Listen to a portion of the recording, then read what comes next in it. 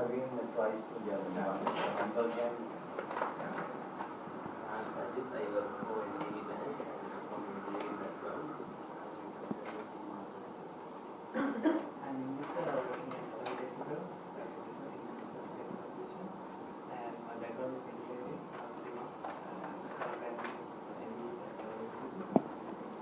and this one master, but I want to know because the masters and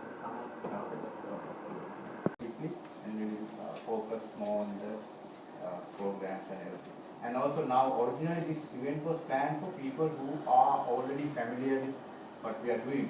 But now, as you can notice, there are a lot of people who are like the first timers. So maybe some of you will get bored because you might have already seen this.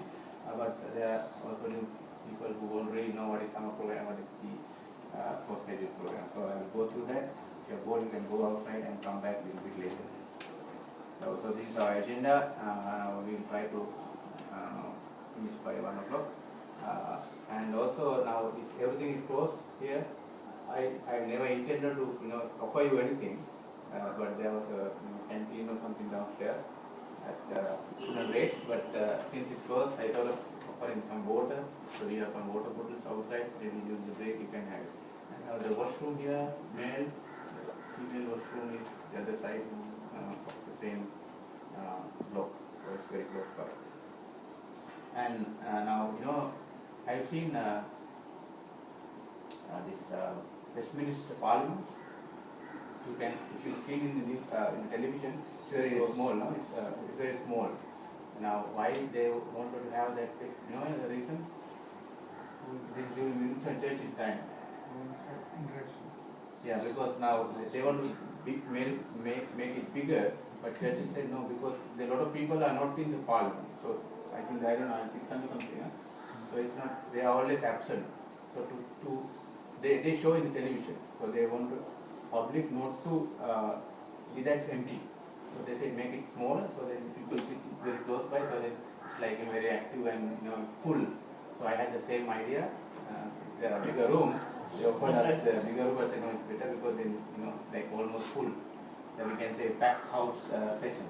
And also, of course, it's cost cutting, like some particular points. Exactly. True. Okay, so so then we will have some experience shared by the people also in addition to my presentation, and then we will introduce the program, who I am in the paper. How many of you have seen my CV by any chance? That's also somewhere in Facebook, or in actually on Google. There's a PDF CV. Nobody has seen? Okay. So there is maybe some information. So I just wanted to now also share what I have done during the last 10-15 years. And now also one purpose of this, this kind of program is that a lot of people think international education is about studying in UK, Australia, New Zealand, Singapore, Malaysia, US or Canada. So there are non-traditional places like Germany, France, Sweden, Belgium, where they have better, sometimes better offers, but also good deals for people with different kind of profiles. So that's also one reason why I wanted to share those experiences which I had an opportunity to explore during the last few years. And also now, when I look at Sri Lankan education market, especially international education, they always say with all levels you can go to university, or without all levels also you can go. So always it's actually targeted towards, I would say, in technical terms, losers, people who couldn't perform well. If you look at all the advertisement, that is the main communication strategy. If you fail, don't worry. If you could do A-level, that's and also even the policy level is like that. I mean that's fair because even this Rajas Alapan is always saying not everybody can go to university. Please sir, come in. And if you are not in that caliber, then these are the offers. These are the places where you can study. Now, I mean that is fine, but my aim is to now my complaint also to Sri Lankan education market is that we work in a big company, but when they come to to Sri Lanka during holidays, they complain. They complain that they lost kind of something. So I want to give. This is not only path. I'm going. giving you one venue where you can explore opportunities what are not being seen in the traditional market. So this is kind of a one motivation of exposing myself and explaining to you, and all of you are part of, I consider, kind of cream. That is why this is not free access. I look at your CV and screen them and invite you to come. Is it clear? So there is a political as well as economical agenda of doing this. Okay, so now my kind of expertise in higher education, international higher education is actually quite wide. Even though I don't utilize them, I have been alumni of 8 universities in Germany, 20 universities in Europe. I mean, when I say alumni, it's maybe at least 2 weeks program where I had, maybe I hold the identity card, national identity card, access to facilities, being part of either summer program or masters or some kind of a formal qualification. And I now have kind of access directly contact with 100 European universities, more than actually 100. Also, I am the Sri Lankan coordinator for the business school where I studied in Pakistan. And I am also actually the kind of country consultant for Association of Business Schools. There's a network, so I try to promote Sri Lankan universities to, particularly MBA program, to get registration of this association, because then only you can be accredited program. In Sri Lanka, no MBA is still accredited, so this is the accreditation for you. And also I promote excellent education at Nanyang Business School, which is very expensive. We had a program promoted in Sri Lanka, 8 million.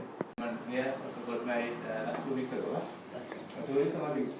Anyone got married recently or divorced? Okay. Okay. Who? No. I okay. So, yes. I am I'm currently working at Mars Holdings. I'm applying for masters. You did first degree at Pera then? Morutu. And you had a training in Germany, no? It's not a training, I don't get. Okay. Oh, okay. Yeah. Okay, so this unavoidable circumstances, government guy is not coming, as expected. Okay, so yeah, so now this list shows some of my programs, summer programs and similar programs I attended in different countries, mainly in Germany, but you see there was a program I attended in Sweden, Switzerland, Belgium, Finland, Denmark, India, Qatar, blah, blah, blah. And also in different subjects, political science, management, security studies, ICT, simulation. Now why I want to show them, because for me I have done this summer program for 10 years, actually more than 10 years. After coming back, course actually that I participated, that is on medical tourism. I have to mention that I see also there were 2 scholarships. This one is in 2012. This one actually I went there and participated, but actually in the last year 2013 I got another full scholarship to participate in another program, but unfortunately I couldn't attend that because of my official job related commitment. I had to participate to another workshop happening in another country, so all the days were clashing. So in that case I couldn't accept that. So this was the one that I actually participated, and that was on medical tourism. And roughly if I give you an outline of the program, we had guest lecturers presentations, just like this. Actually it was like this, the classroom setting. And the lecturers came, sometimes several lecturers, as you also mentioned, like they talked about their research findings in the class through presentations. And also the class had a quite live discussions, like participants were like, I think I had like nearly 14 participants in my course, and all were from different countries, so it's very nice experience, and all came up with very good original ideas about their own country experiences, and so it was always a very live discussing environment there. And excursions to different places, that was one of the best and very attractive feature in my program, like. So yes, the economic background, University of Calgary, that's where I did my undergraduate. York St. John was the place where I did my masters in England. And this is where I met Charminder in 2010, yes. And where he was explaining, I think this was 2012 after you still. No, before. No? 2012 you went to Germany. So you did 2 sessions, yeah? Yeah. This picture. I actually did more than 2 sessions, but that time you were Yeah, in yes. UK. Well, I was in two of your sessions actually. So this was in 2012, this picture, but he did his first session in 2010, where he visited us after Harvard. So when he explained about summer programs. Yeah, 2012 was the iPad one. So that's fine. So yeah, I was in UK, but I didn't know much about German. things around me, the opportunities around me. So he was the person who came and introduced. And you didn't have a girlfriend from in England, no? Institute for Use. And at that time they paid 500 euro per month for 2 years. I don't know now. I didn't also get that. Because we start the war and they remove this one from Sri Lanka. Now again they are giving this one. And Dr. Jairis is editing. Okay. And other than that, I am getting 2 to 3 or 4 fellowship for each year to go for the seminar and workshop according to the papers I am presenting. And this year it's only February they accepted 3 of my papers and funding, one China, one Germany and one Indonesia. And this kind of thing you will not get, I think, other countries. When you finish study, you finish with them. Yes. But Germany, they are keep developing you as a person because they need to develop you, making you discriminate the rest of the person. And other than that, if you get a DAD scholarship, and if you do master after 3 years, you can go and do PhD. They will pay money for you. Again, after PhD, they will each 3 years you can go there for six months research work in the university, any university, and the DAD will pay some salary for you. It's a big salary, around 3,500 euros per month without tax. And this is the difference between when you study another place and Germany. And most of the thing, why Germany, this type, most of the thing already Chaminda mentioned, then I just run through this.